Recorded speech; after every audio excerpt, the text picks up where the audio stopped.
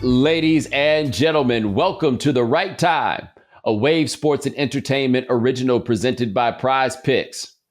My name is Bomani Jones. Thanks for listening wherever you get your podcast. Thanks for watching us on YouTube. Subscribe, like, rate us, review us, give us 5 stars. You only give us 4 stars. I'm inclined to believe you are a hater. It is Foxworth Friday. Domonique Foxworth, what's going on? Not much, man. I appreciate you making this work for me. Hey, man, let me tell you something, man. I talked at South by Southwest. It was the Monday podcast about these moments I'm having that just, make me feel a little bit old, right? Like I'm up to an age now where you can't spin it as young. There's no spinning 43 as young. You just can't. The only way you can spin 43 as young is if you get elected president, right? Otherwise, there's no realm or space in which, there is one thing that you can do young at 43. Die. Like if I died, they talk about how young I was. Like we still in that space. These things happen. These obnoxious little motherfuckers ain't even trying to listen to what I'm saying no more. I'm out here trying to offer them some nuance, but they were raised in a whole different generation of thinking and stuff like that. Like all of this, right? However, something did make me feel young. Lou Holtz gonna start a podcast, and this is my question. This is I saw this. As Sean said, it's sponsored by some right-wing endeavor. I don't know what it is. I don't want to judge the politics of it. I am simply going to raise this question.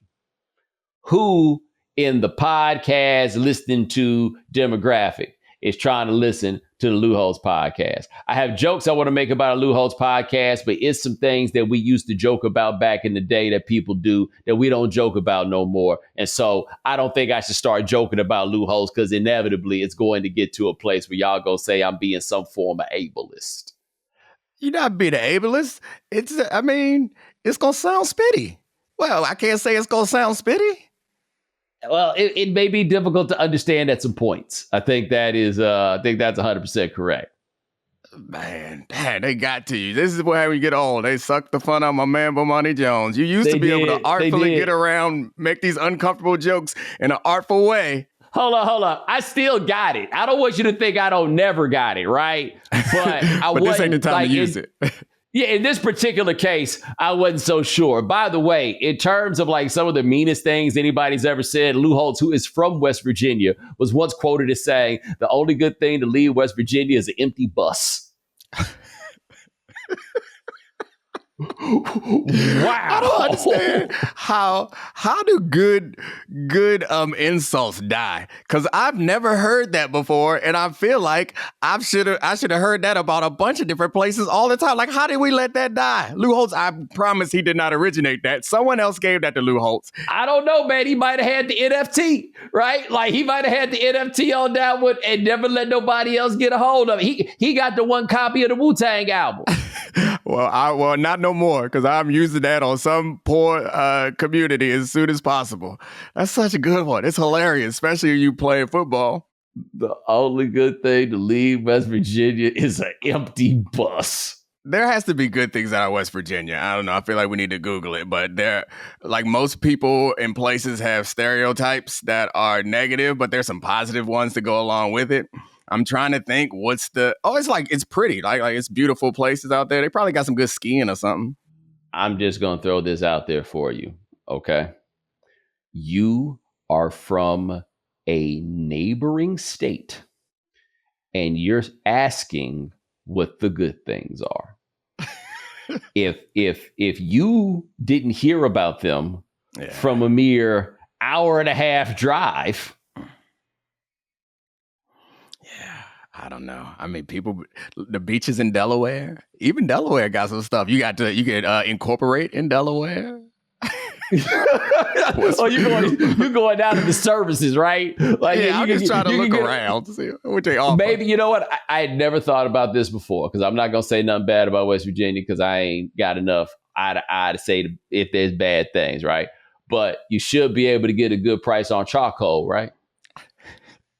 Should, yeah. That's what they do, like, right? Is that a reasonable, like, can you get like artisanal charcoal, like homemade charcoal? Like, is it people that do it on their own? Like, I don't know if coal and charcoal are the same. I'm speaking from my own ignorance right now. Yeah, they definitely aren't the same, I feel like. But I also think West Virginia is a place where if you use the word artisanal, they're going to assume some things about you that they don't like. That's fair. That's fair. That's not. You're right.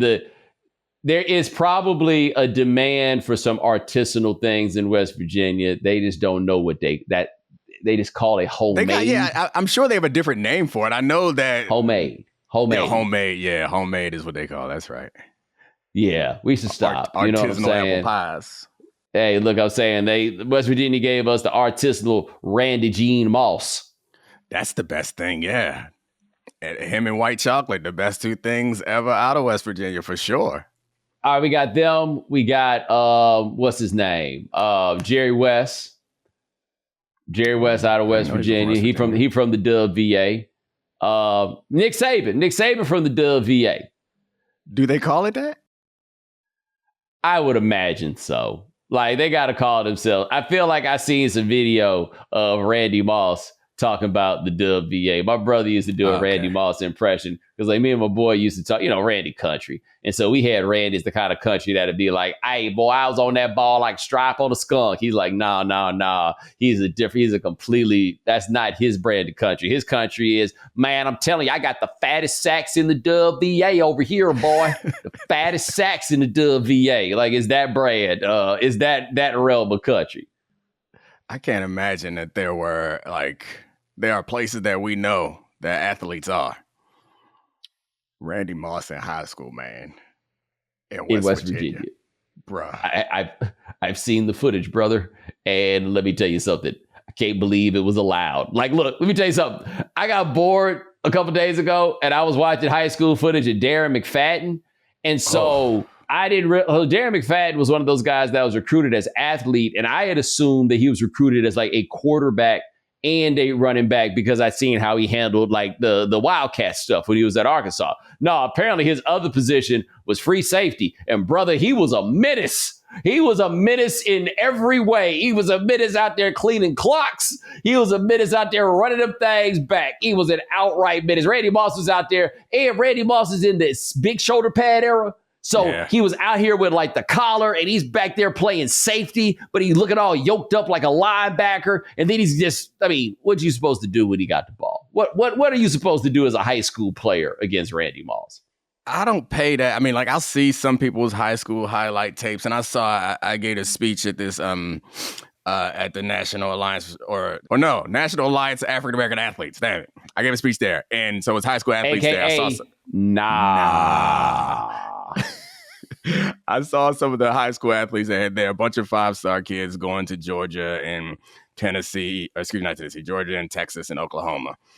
And I saw their highlight tapes, and they playing in some real deal places. But it's still obvious that they are separate. But I don't see a lot of high school football. And I'm remembering when I played, that should have been illegal, man. Because, I promise you, that they need to have some divisions. Once you have demonstrated that you are better than the rest of these kids, we need to get you up out of here. Because I'm not a big dude, and I was doing damage. I can only imagine what Darren McFadden big ass was doing, playing safety with a quarterback who played baseball in the offseason and some regular ass wide receivers who are going to grow up to be accountants. I hope they may not grow up at all fucking with Darren McFadden out there coming downhill at them. Can you imagine how many hospital balls are thrown? Because Darren's team is up, and then the coach on the other side like, we going to come back? No, you not. We going to throw some deep passes. And them quarterbacks just throwing up wish balls, and Darren coming downhill at 4.5, at least. He might have been running a 4.4, at least 200 pounds, throwing his body. And there was no penalty back then for hitting people in the head. You know how many kids I put out of games because their quarterbacks couldn't throw and I was playing safety and I was just head hunting, diving through their necks. Can you imagine what Darren McFadden was doing to people? Like that really, gosh. My kids aren't old enough. Well, my son's not old enough yet, but I'm going to be a stickler, be out there paying close attention if it does happen to what's going on. I will walk on the field and end the game, or y'all can keep playing. But you know who not going to go out there with that 5-star? My son. Domonique Foxworth, a.k.a. neck loose knocker. You're the neck loose knocker. I know it don't sound like something that makes sense. I got a couple good hits in the league too, but in high school, high school. Well, you was man, operating with a special level of confidence, right? And like a step ahead on everything. Yeah, and also like faster. And I think it's more about the quarterbacks being terrible. Like there are no high school or there are no college level quarterbacks in Baltimore County football. And they was throwing up bad balls and I would get so excited. And I, as many young men, I didn't have the level of compassion I have today. I was trying to make highlight films and then pretend to be concerned and dap my friends up afterwards. It was when I was 12 years old. It was it's 13, I think. My last year at Pop Warner, we went down. We lost in the championship in Florida. But before that, the first game of the year, we played against this team that's one of the other really good teams. And I dove through a kid's leg. It was bad. That was the one time when I was like, you know what? I actually do feel bad. And I pretended to feel bad. They were holding him, trying to bring him down. He was like their big, older but lighter is what they called it. And they were trying to get him down. And I came downhill. I was playing safety then too. And just dove at his leg while somebody was holding it. It went back the other way. And like the bone ripped through. It was blood everywhere. You know what we did? Waited for the ambulance to take his ass off, and they sent all our 13-year-old asses back out there to play more football. Nothing really changed. Yeah. I'm sorry. But I'm just imagining Darren McFadden and my son on the field at the same time. Whenever my son gets to 14, 15 years old, he hasn't played tackle yet, but I think I'm going to have to let him because he's committed to it in high school. And it's a good league. Like the teams that he's going to play against, like they put a couple kids in college every year. I remember when Clowney was in high school, and what Spencer said about that Clowney film was, you ain't even need that arrow. You know that arrow? Because when you're watching that defensive film or offensive lineman, you need that arrow to let you know who it is that you're looking for. You ain't need that arrow when Clowney was out there. Clowney was also out there playing running back on that high school film. Oh, God. I can't imagine. What is we? But where is he? He went to South Carolina. Where is he from? Rock Hill, South Carolina. Okay. I mean, I don't know. I guess Domonique. Yeah. Domonique. Yeah. Stephon Gilmore was out there with him. No. Did they? Yeah. So they obviously won the state championship. Like they had to. It's no reason why not, unless there was a real deal quarterback somewhere else in the league. But they had to win the state championship because of that. Hey, look, man, I don't care who that real deal quarterback would have been. If Clowney on the other side rushing and Gilmore back there on one of them receivers, I don't think quarterback ain't gonna do. Yeah, that's fair. Quarterback ain't gonna do. And Clowney and Gilmore both on offense can't be stopped. Yeah, they won the championship by 42 points, I'm sure. That's like you see them clips of Vita Vea playing running back in high school, right? Like, bro, what are we supposed to do right now, man? Like, honestly, as Vita Vea's coach, you're not supposed to do this because otherwise you do it all the time, right? You know this is wrong. You just know this is not right. I was like partially 45% joking about this shit shouldn't be legal, but I'm thinking back to like we played against a team from like way out in like farmland, and they had one kid who was going to go to Maryland named CJ Feldheim, and he was like 6'4", like 230, and muscular and athletic.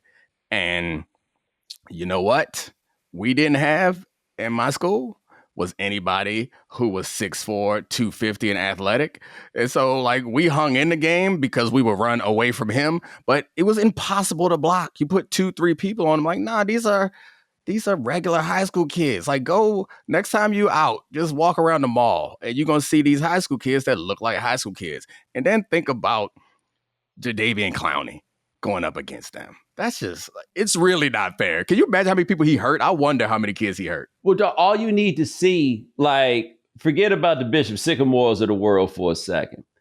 Even when you get like the Clash of the Titans, right, between two big time high schools, not everybody on that big time team is going somewhere. It's a lot of them that are, but not everybody's going somewhere. And A good friend of mine, God rest her soul, I'll never forget, she hit me up to let me know that her baby brother was going to be on ESPN because they was playing against somebody. And I remember I watched a little bit of that game, man. I turned that off. And I turned that off because most of these boys are not supposed to be playing on television. Right. You know what I'm saying? Like they're not good enough for that level of scrutiny, and somebody might die out here. Like if you want me to go on that game to watch a hot shot receiver, I'll do it. Hot shot running back could get a little tricky, but I'm still down to do it. If I'm here to watch a hot shot linebacker, I don't think this right. I'm not trying to see the 5-star safety either. I definitely no, because that's more steam. The linebacker, I feel like I get you. They might get to the quarterback. They might meet some people in the hole and blow them up. But the safety is the real problem. That's the real problem. You gotta they get 15 yards.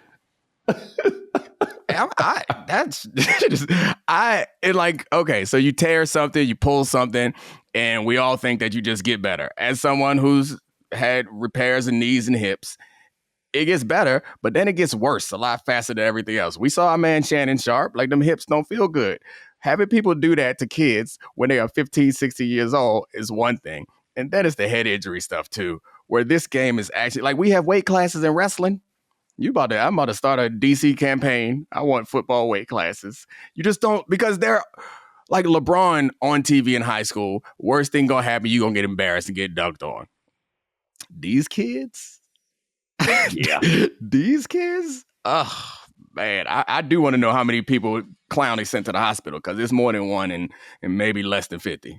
Well, so the thing that Texas high schools had that I felt like was different than just about everybody else, Texas high schools, at least it seemed to me, a whole lot more like professional size offensive linemen. Like my high school was not a big high school and had over 600 pounds worth of tackles. That's what I'm saying. Like that's high school. We did not. We had one or two defensive linemen. I remember both of their names too, that were over 300 pounds, but they were 5'10". They the clumps. Yeah. Okay, so they were 5'10". Yeah, so like they were not, like that's what a 300-pound high school looks like. They look like, like they need some discipline. Whether that's the reason or not, that's what they look like. they don't look like damn Lane Johnson. Like it's not what we're accustomed to. I saw Lane Johnson in Vegas, and man. Same. It's a large man. Bro. And it's like, I know how big he is, but it's something about seeing football players out of the football setting. Don't be at a party with them, because it's like basketball players, it's the same thing where you see them, they're tall, it's weird. It's like, oh yeah, you're super tall. But we at a party where 80% of the people are normal. Then there's like football players. And then there's Lane Johnson. He was looking like a tackle. But I feel like we talking about the same party. Sheed was at that party. And I think basketball players, especially big men, how big they are is wildly underrated. Because Sheed is a giant man. Yeah, we talking about the same party. 6'10", it does not look normal in person. I'm with you. But it's different. But it's the this way. It's the broad that I think gets lost. That's, oh, for Sheed, you're saying? Yes.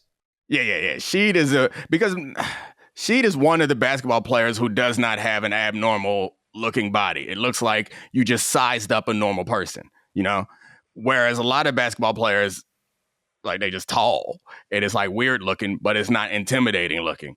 She does give that intimidation also. But Lane Johnson had the face, the haircut, the beard, the size, the width, all of that, where I was like, you know who I ain't gonna mess with. Don't want those problems. Don't want with all the diamonds on too. He I was about to say, and the chain. I was trying to figure out if there was an appropriate place to bring up the chain, but it was a very significant chain. I feel like when you're that size, it's important to have something on like that when you look like him to distinguish that you're not a goon in the mob, like you are in charge, because people might assume. Nah, but see, he could have that chain and be the head goon. Head goon don't get no chain like that. Oh no, the head goon can afford to change. Like the head goon, it's like that's like a Weebay level, right? Like Weebay had a good enough house to have them fish tanks in it. You know what I mean? That's fair. That's a fair point. The goons got to get active at all times, though. I guess I assume that goons don't wear chains because they taking them. But maybe you a graduated. I mean, goon. if they taking them, who gonna take theirs? That's a fair point. That's a fair point. Yeah, I'm certainly not going to critique anything that Lane Johnson or anybody that size is wearing or doing. Looks great. Love it, Lane. Keep it up, bro. Me and Beta briefly talked about it, by the way. That booty play gonna be the business for the Eagles. They went and got Saquon to go with Jalen Hurts to go with boy. They gonna run that play every play. Ain't no reason to run nothing else. So many quads back there. Just we're gonna hear so much about their squats and everything. Who's replacing Kelsey though? I mean, I guess Kelsey actually wasn't really built for that. I feel like he was a victim of that push. He's not a big dude. He's a quickness guy, right? He's like he's getting out there and pulling. Yeah, like surprise, how I get on the edge, I'm fast. He's not really the barreling through guy. So they tush push might get better. Yeah, that's going to be a very interesting question, right? Who is going to be the next center? I mean, I'm not going to know that person's name. Don't get me wrong. It's one of those situations. He's an abnormally famous and beloved center who also is really talented. It's one of those things about following. If they give up one sack, it's going to be because Kelsey wasn't out there calling out the protections. Whoever that center is that steps in, no way they're going to like it. I'm not going to lie. All the things that the center does, I've heard about all those things for decades. I don't understand any of it at all. They be telling me the quarterback is doing all this. Then they tell me that the center is doing all that. I just see a bunch of people pointing around. I ain't got no idea. Like people talk about the center make the calls. I've been acting like I know what that means for as long as I can remember. It's just about like a couple different things happen. And some quarterbacks can do it and some centers can do it. But like they set the protection based on who they determine is the middle linebacker, or they'll slide the protection or push the protection based on whether they think that there's a blitz coming or a dangerous pass rusher on one side or the other. And it takes something off the plate of the quarterback. But I tend to like the quarterback to call the protections because I need you to know when we got an unblocked man. You can't just trust that we're going to pick everybody up. So like, I like the idea of taking it off his plate. But I'm going to need the center to turn around, give me a 2 fingers, give me a peace sign. Let me know where this hot read is coming off of and who I got to look at. But yeah, Jalen is going to have to take on a little bit more responsibility coming up here. All right, now coming up next, Nick Saban went to Congress. It seems he made a lot of y'all mad. We're going to talk about it.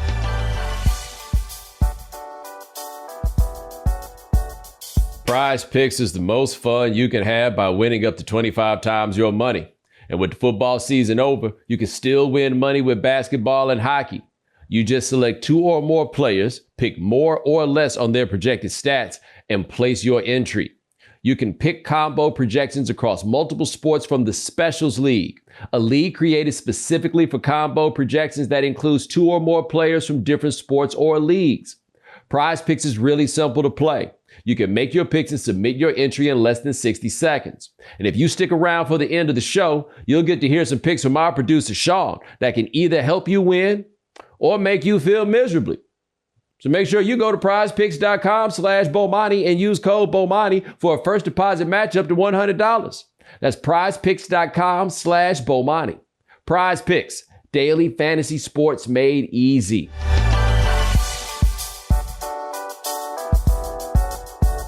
Experiences are what people love the most about travel.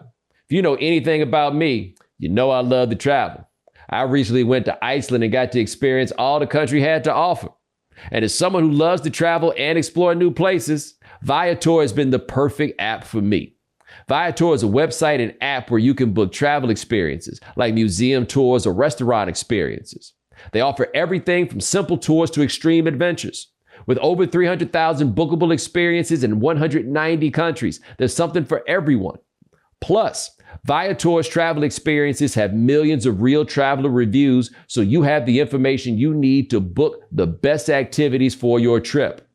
When you book a travel experience with Viator, there's always flexibility and support with free cancellation, payment options, and 24/7 service. Download the Viator app now and use code Viator10 for 10% off your first booking in the app. One app, over 300,000 travel experiences you'll remember. Do more with Viator.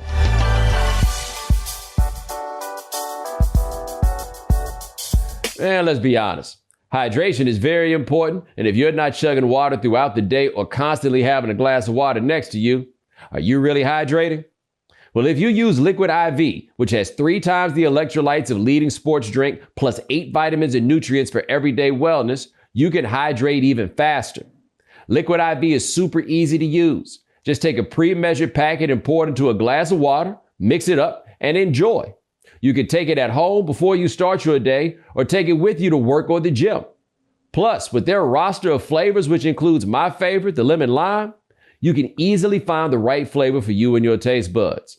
However you hydrate, grab your Liquid IV Hydration Multiplier sugar-free in bulk nationwide at Costco or get 20% off your first order when you go to liquidiv.com and use code Bomani at checkout. That's 20% off your first order when you shop Better Hydration today using promo code Bomani at liquidiv.com.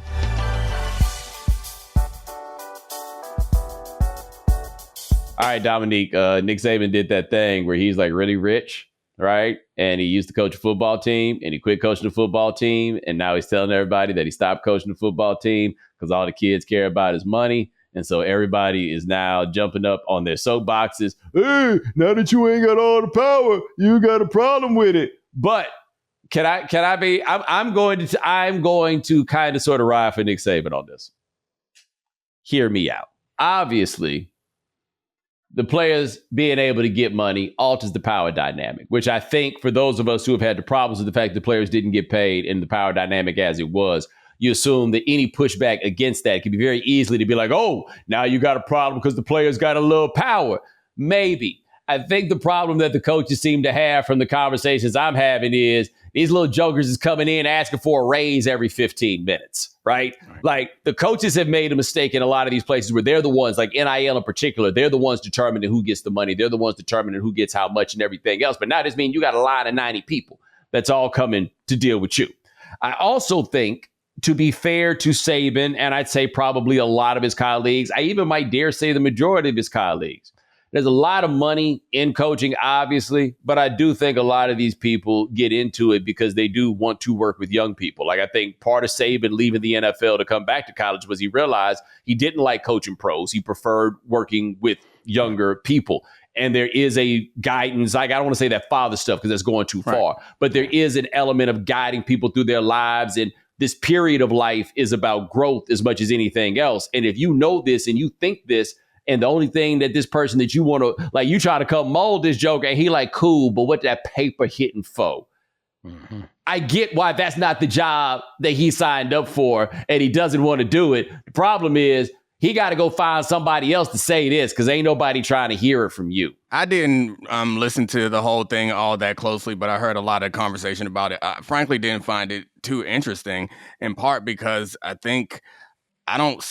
And this is also, I think, speaking of myself, you talk about getting older. One of the things that I've like added to my life when I've got as a part of like maturing is understanding that nothing is all good and nothing is all bad. And while there are plenty of things about the previous system that I hated, there were things about it that were good. And there are plenty of things about the concept of money going to the players. Like, I love that. But like, I also recognize there's plenty of shit about that sucks. And maybe Nick Saban is a spokesperson who's flawed, but that don't make what he's saying not true. So I also understand if I was a player who had this rare skill and I would be coming in talking, because that's what everybody does. You got something rare. What we talking about? How much you going to pay for this? So the kids are behaving rationally in this screwed up system. The system is screwed up because the NCAA and all the presidents have been holding it hostage for this long, trying to not let it grow and develop along with the popularity and the finances of the game, trying to not let it mature into the professional sports league that it was destined to become. And by doing that, they're put in a position where they don't have the power. Y'all could have easily kept the power. Declare them employees, sign them to contracts. That's what we do. That's how this works. But you know what you did? Nothing. And you're like, all right, we'll do some you waited for the Supreme Court to tell you that what you was doing was messed up. And now it's the Wild West. So Nick Saban doesn't control that. And I'm fine. I appreciate him pointing out what the problem is. But we can't just jump on him and say, oh, Nick, guess you don't like having the power now, and pretend like that doesn't mean that there are plenty of things about this current situation that fucking stink. Let me tell you something, man. I don't care what it is that we talking about, right? I don't care what the dynamics are. I don't care what's fair. I don't care what's right. I don't care what's game recognized game. I don't care about none of that. I'm 70 years old and some 19-year-old try to walk in my office and tell me what it's about to be. I don't care what the it is. This conversation is over. If I got to roll out, I'm like Waylon Jennings and We Are the World. Oh, we going to be singing some Swahili? Time for me to dip. I've heard enough. I can tell right now that this is not going to go in a direction that I find to be palatable to me and my sensibilities. Thanks for stopping. Nope. Gotta go. And that's what Nick did. Like, that reminds me a bit of like the COVID stuff, where like the lying about getting the shot was the problem and conducting yourself like you didn't get the shot was the problem. Like, if you wanted to make some sort of sacrifice based on the things that you believe, I'm all for people making sacrifices. But don't lie about it, forcing me or other people to be in a situation. So, like, Nick Saban is not staying in this thing and complaining about how much it sucks. He was like, you know what? I done did it. This sucks. Yep. I'm gone. Yep. Hey, guys, you know that shit over there? It sucks. Why don't y'all go figure that out? Nothing's wrong with that, Nick.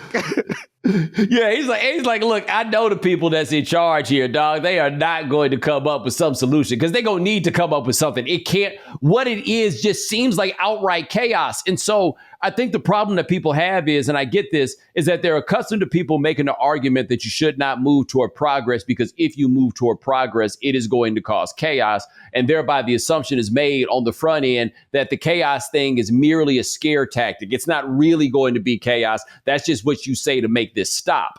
No. The move toward progress is correct morally, right? I don't have any question about that. But that does not mean that the chaos argument is not true. And if you look around, this is, in fact, chaos. Like, I don't think that with the current state of affairs is really that helpful for anybody, including the players. I don't care what these checks are that are being cut. I do not believe making moves on these timetables that these dudes are making moves on is ultimately going to be good for them. I think the money, the smart money, is to stay somewhere. Like, negotiate what you can every year. And somebody else wants to throw some money out there, negotiate what you can to stay. But your long money is to be in part of a community where those people remember you. And that's how you get the job at the car dealership after you're done. And you could be slanging them cars forever, right? That's the game that you need to be playing. Agreed. But that's really hard to convince somebody because on the other side, they believe that they're giving themselves the best chance at the big payday by moving. Presumably. I think the dangerous thing is if you're moving from school to school for a larger NIL check, that to me is a mistake. If you're moving from school to school because you believe, like Joe Burrow, nobody gonna tell me that Joe Burrow made the wrong decision to go to LSU. And I'm sure there's lots of other examples like that. I mean, Penix last year, there are lots of examples of people moving from one place to another and ended up having success. There are probably more examples of people failing, but it's hard for me to criticize them for doing what they think is going to give them the best chance at the next level. If you move from school to school for $100,000 extra dollars, I get it. It's a lot of money. But if it ain't helping you for the next level, you're costing yourself probably hundreds of thousands of dollars based on the relationships and the commitment and community that you were talking about before. That's worth more than $100,000 right now. Yeah, I don't think Joe Burrow made a mistake because Joe Burrow was a sophomore and had just lost his job to somebody that was younger than him and was going to be there for a minute, right? His move was a wise move. The guy that I thought made a bad move was Quinn Ewers, who did not beat out. See, he left school early, okay? did not beat out CJ Stroud, and so he came to Texas. But the truth is, he was only going to be sitting behind CJ Stroud for 2 years. And what he would have been doing last year was throwing the ball to this one dude. You know what I'm saying? He'd have been throwing the ball to probably the best wide receiver in college football. That could have been him, right? And look, throwing it to Xavier Worthy, there's worse ways you could have done it. But you could have been up there. Quinn Ewers is probably getting drafted in the top 10 this year, I think, if he stayed at Ohio State. I mean, I don't disagree with you. I think that's probably evaluating and you never know what the exact right decision is, but understanding the long-term view, and Quinn Ewers might have thought that they was going to go recruit somebody else over him, and he had a guarantee to get on the field at a great school, like a top-tier school like Texas. He took that chance. But here's my thing. If you as good as he was supposed to be, right, and this is a super high-level 5-star recruit and everything else, what's this? You going to recruit somebody over me? You can try. Right? But if you the dude you talk about being, you going to beat out, like he's beating out Arch Manning now, for example, right? Arch Manning ain't going to start there until Quinn is out of there. You got to have some confidence in yourself. Like that's what gets me about like the freshman, the quarterback that leaves because they didn't beat out somebody a year or two over them. No, this job is going to be yours if you're the person you're supposed to be. And whatever reasons you had to decide to go there in the first place are probably holding steady. But all you have to do is put up 1 year of film. I think that's the part that gets me when these dudes make all these moves is all you need is 1 year of film. That's it. You don't need to play as a freshman. You just need to put up 1 year of film. This is like the human equivalent of like necessity is the mother of invention.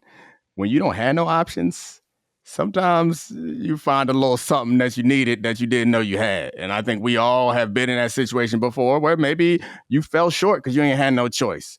But I think that's probably part of the intended or unintended logic about like getting married. You tie all your finances and everything up. Like, you know what it is? It's fundamentally the reason for the European Union. We're going to tie all our shit together. We got no recourse. We got to all be okay. Because you know what happens when we are not tied together? War. Beef. Like, we have other options. Beef. Yeah. And I think that there's something to be said for like, I'm going to tie like that.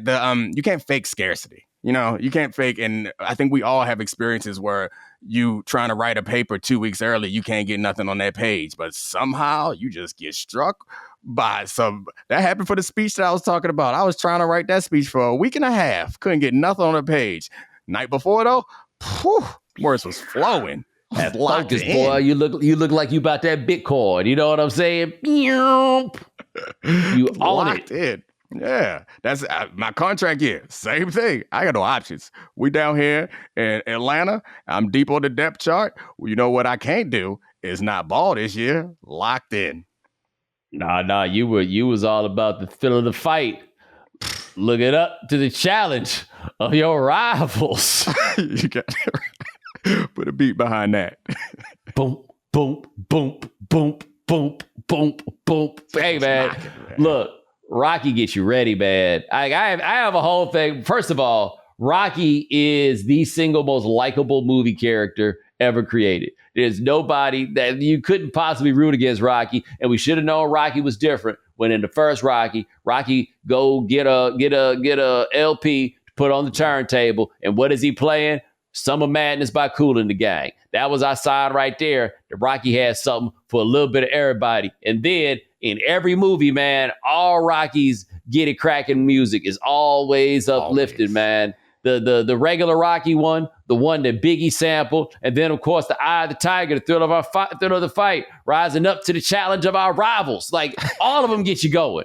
Even the first Creed has some knocks in it too. I don't know what the second one did. The first one did. I will say though, it was a little tricky for Rocky 5, right? Like that was a bad era for it. But also, shoot, Detroit City and LA. We had that from Rocky. Rocky was a big deal like before I was old enough to know much about movies. So I watched it as a kid, like at home on TV. And first time I saw it, I don't know, I was probably like 7, 8, something like that. Young, I guess. And I was like, this movie sucks. I thought it was a movie about fighting. This is a damn love story. Like I was shocked at the amount of the movie that was dedicated to like his emotional awakening and him finding like, I want to see this man kick some ass. I got older and appreciated the movie more later, but it's a sneaky love story. I mean, hold on. Those savage fighting scenes were not enough for you once they came around? Because look, man, if boxing was like a Rocky movie, wouldn't be no boxing. Those scenes were savage, but it was a whole lot of dates that I had to wait through. And That's true. That's true. It was a whole lot of dates. I was like, nah, I didn't even know the point. It does get more, really, Rocky 3 and 4, those two, like, we ain't really talking about all this other stuff nearly as much. Rocky 3 and 4 got a lot more fights. Yeah, I think, I feel like I might have went back, and I don't remember exactly how old I was, but I feel like I might have went back to see Rocky 1 after I saw the later Rockies, and was like, because those movies are like much more closely aligned with action movies than the first one. The first one is a very artistic film. The next one is like, ooh, dirty Russian, killed my homie, I will get revenge. Those movies are not in the same family by any stretch. Don't forget about Savage Negro in Rocky 3. We got the Savage Negro and we got the Hulkster. I do. Oh, yeah. Fucking Debo. Rocky 3, I don't have the same recollection of. Like, I don't fully remember. Like, I know Clubber Lang's in it. I know that the Hulkster's in it. Balboa, you need to bring your woman over here so she can find a real man, right? Like, I remember, but all I remember about Rocky 3 is just Mr. T saying Balboa, the way he just called him Balboa over and over and over again. And in Rocky 4, I'm convinced that Apollo got caught in something I've seen happen a few times in my life. And at the risk of seeming like I don't remember who I play for, I will say I enjoy, which is when the Afro-American underestimates what this Caucasian can do when it comes down to scrapping. You thinking these white boys can't fight. Some of them can, dog. Some of them can't. And that's what got Apollo, man. Apollo was out here, man, what this white boy about to do. And that white boy hit him with, and I quote, "If he dies, he dies." What? Cold last line. That's how I felt when I sang it. When I was 15 years old. Hey, y'all better get y'all kids off this field. Oh, man. I didn't realize Rocky 3 came out in 82. I was born in 83. So, yeah, I thought they came out in the early 80s, but the first one came out in the 70s. I didn't realize it came out in 82 because the first Rocky came out in 76. I don't know what year Rocky 2 came out. I know Rocky 4 came out in 85 or 86. And then Rocky 5 came out in like 1990. Rocky 5 had Tommy Morrison in it. And I got to say, I don't know how they convinced Tommy Morrison that it would be good for his brand to go out here and be the enemy of Rocky. Like, that's what a terrible idea if what you try to do is get white people to like you. You turned on Rocky. Yeah, Rocky 4 was the first one I saw with that was the one where I was like, oh, yeah, I like Rocky. Let me go back and see these other Rockies. Let me start with Rocky 1. It was on USA or something. I was like, what is going on? When is he going to fight somebody and stop worried about this woman and figure out that he is the champ, not some lowly pauper? But, yeah. Yo, people really do not like Adrian. They really, really don't. And I just want to know what you would do if your stupid ass man was out here trying to fight Drago. Like it felt to me like Adrian was the only person with any good sense in the world. You can't win, Rock. I didn't realize that people didn't like Adrian. What's wrong with Adrian? I mean, look, man, men got a tendency to see what they perceive to be their nagging wife in everyone else's wife who does such things. She was trying to save that man's life because even if he won, he was losing. And he saw how it wound up in the end for everybody.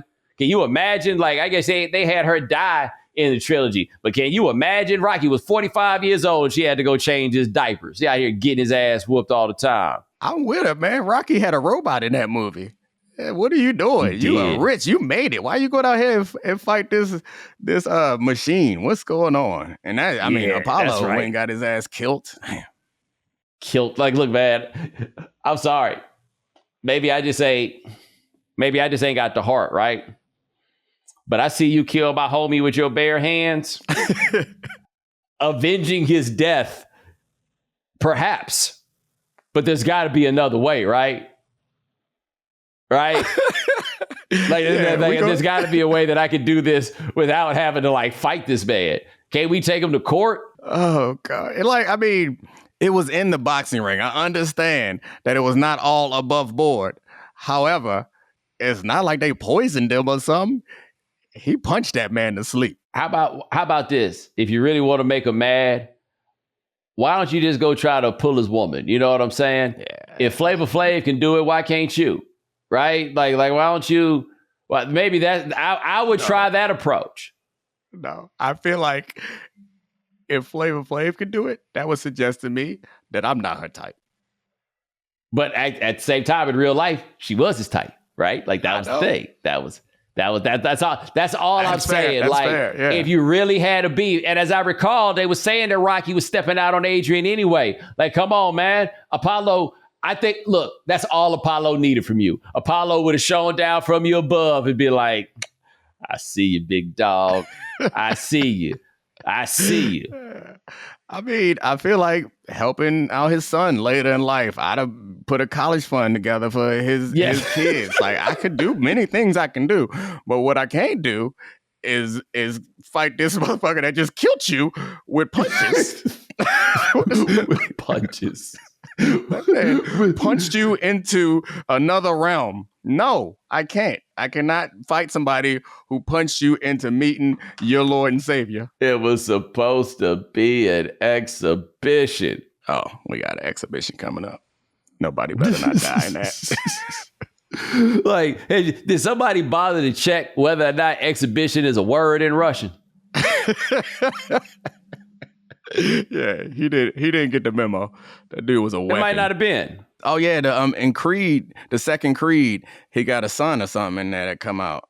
Movies be running together for me. You got better memory than me, but it just popped into my head that he had a son in the second Creed that was trying to fight or something. I don't know. Yeah, I saw the second Creed because remember, he had the son in Rocky V and he was reaching that teenage age where he was out here like acting bad and like went and got his ears pierced. No. I'm talking about Drago's son is in Creed. Oh, that's right. He did have That's right. He did have the son, but it was like he really ain't want to do this. Yeah. Speaking of football earlier, I wish my son had that same feeling. Like, I don't want to do it because dad did. He's the opposite, where it's like his assumption is that, yeah, this is what I'm supposed to do.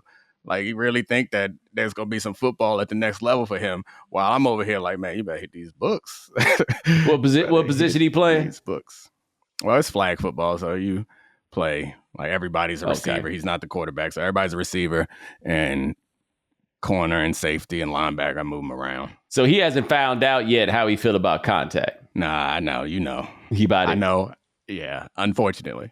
The decisions that he makes on the basketball team get him put on the bench regularly, because that man be mad at the refs too. Like, they called a foul. Like, bruh, you hit him. You hit him.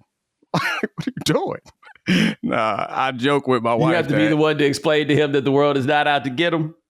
I tried. He don't listen, but I try to explain to my wife that no matter what he doing, he playing football. Like, if he playing basketball, he playing football. He plays soccer like a football player. He play tag like he playing football. He run through the house and like try to tackle me, and just it's very, very boy behavior. He got a much meaner streak in him than I ever had, but he ain't as fast as me. Hey, okay, well, there you go. That's the part you're gonna need to explain to him. It's like, look, that's what pays the bills. Yeah, I mean, I assume he's not gonna be big, so you're gonna have to get a little faster and start worrying about hitting everybody. I mean, does he have the Foxworth family 6-pack at age 4? Domonique got this picture of him at like 6 years old with a 6-pack. Yeah, he does. He does. All the kids seem to have gotten like the fast metabolism and don't work out and kind of lightweight ripped. It's my gift to them. If I give them nothing else, which I give them plenty, but y'all can eat trash and still look reasonable. And that is Domonique Foxworth. Check him out on the Domonique Foxworth Show, available where all fine podcasts are sold. My brother, I appreciate you. Always, man. It was fun.